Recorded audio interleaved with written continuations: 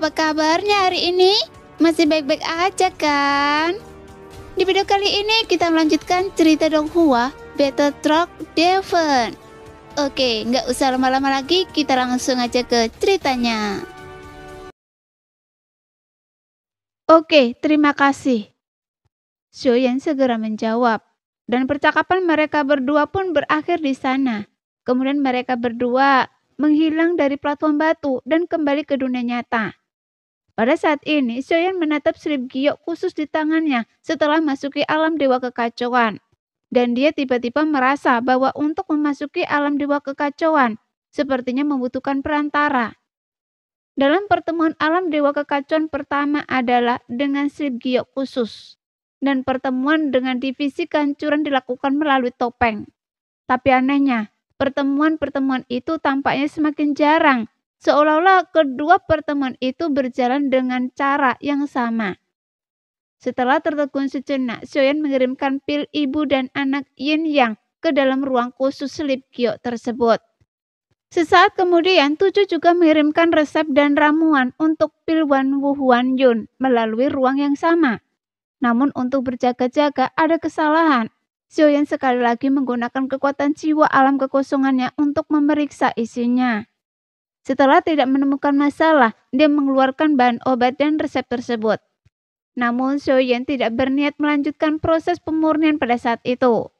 Bagaimanapun memurnikan pil ibu dan anak Yin Yang sebelumnya, itu membuat Shoyan sangat lelah. Jadi ia tidak ingin melanjutkannya. Kemudian selama 10 hari berikutnya, Shoyan tidak meninggalkan Shomensen lagi. Melainkan dia ingin menghabiskan waktu bersama keluarganya. Mengapa saudara Shoyan tampak berbeda dari sebelumnya?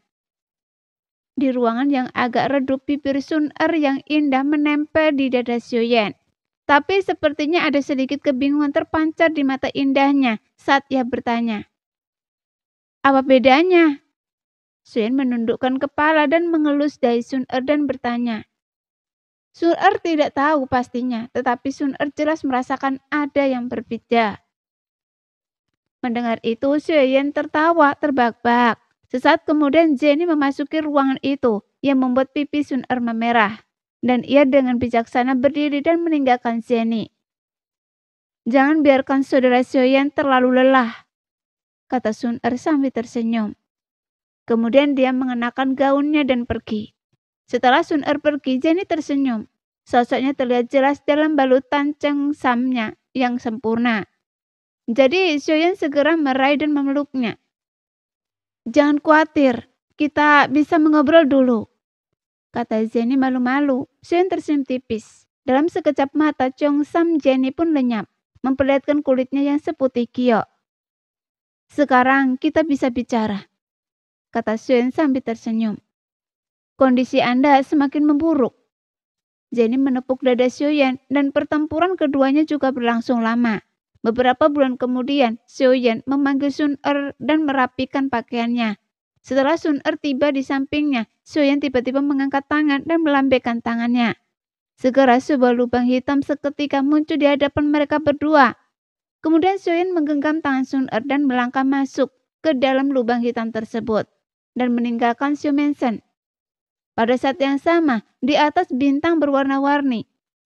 Warna-warna di sana bukan berasal dari langit atau lautan, melainkan dari beragam warna lava vulkanik. Bagaimanapun ada banyak bintang seperti ini di sekitar.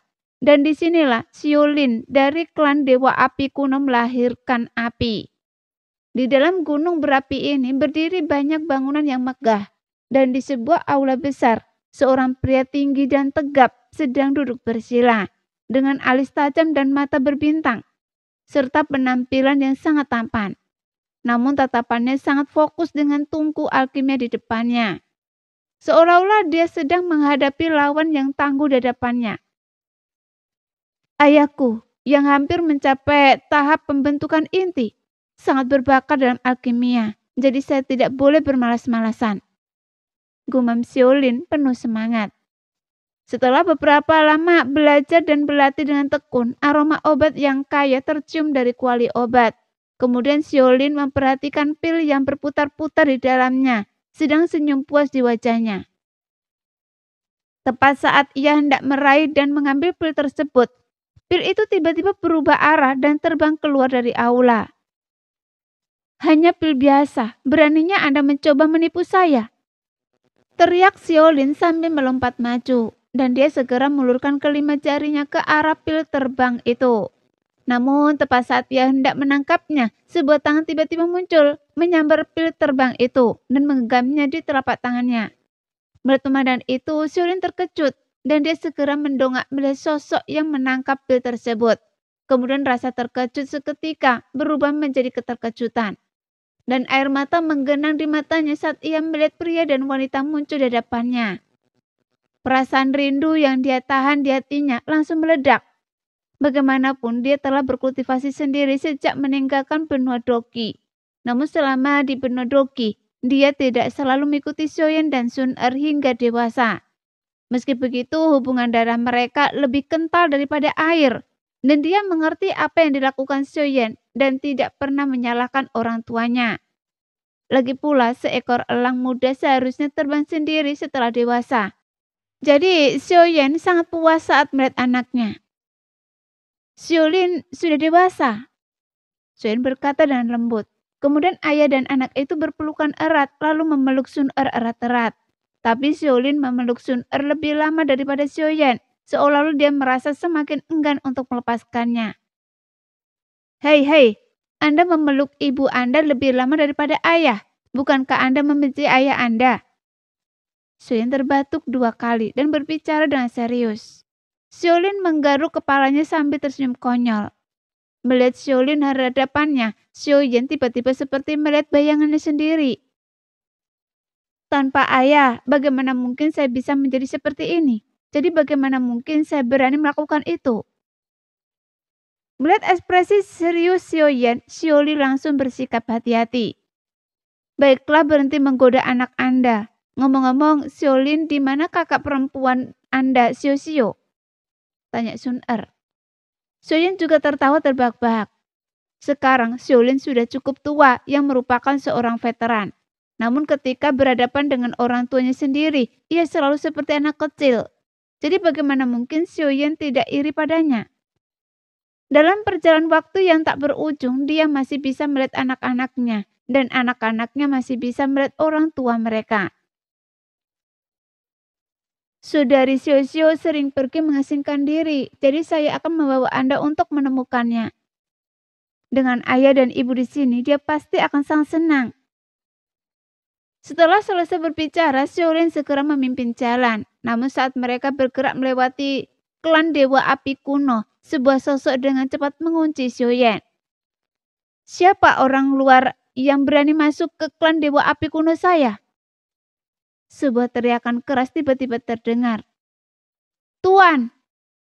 Xiaolin mengepalkan tinjunya dan membungkuk. Kemudian seberkas api hijau melesat turun dari langit, melesat lurus ke arah Xiaoyan. Namun, api tiba-tiba menyatu di udara, kemudian mereka melayang dengan patuh di depan Xiaoyan. Pemimpin klan Qingxi, lama tak berjumpa. Xiaoyan mengangkat kepalanya dan juga mengepalkan tinjunya membentuk busur.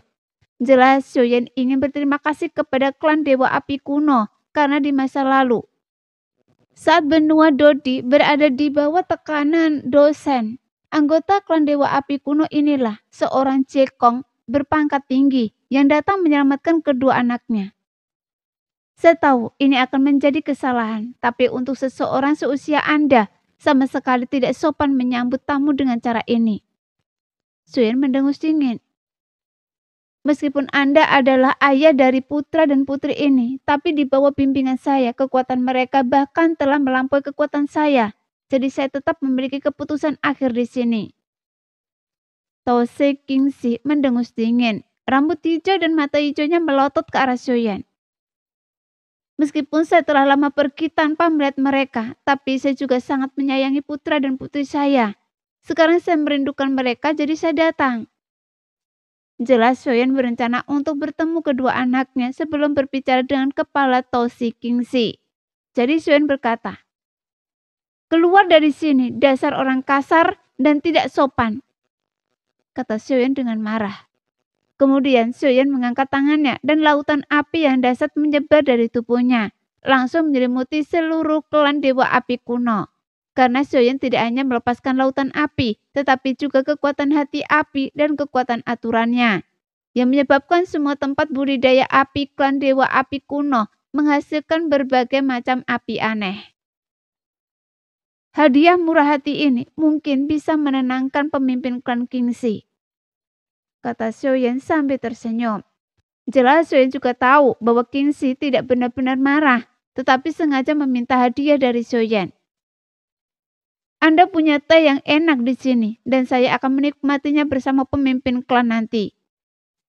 Mendengar itu, kemarahan Kingxi sedikit mereda. Kemudian dia mengangkat alisnya sedikit. Kemudian ekspresinya tiba-tiba berubah menjadi serius. Anda mencoba menyingkirkan saya sekarang. Jangan lupa, tanpa saya Anda tak akan ada. Sekian dulu cerita hari ini. Kita lanjut lain hari ya guys ya. Bye-bye.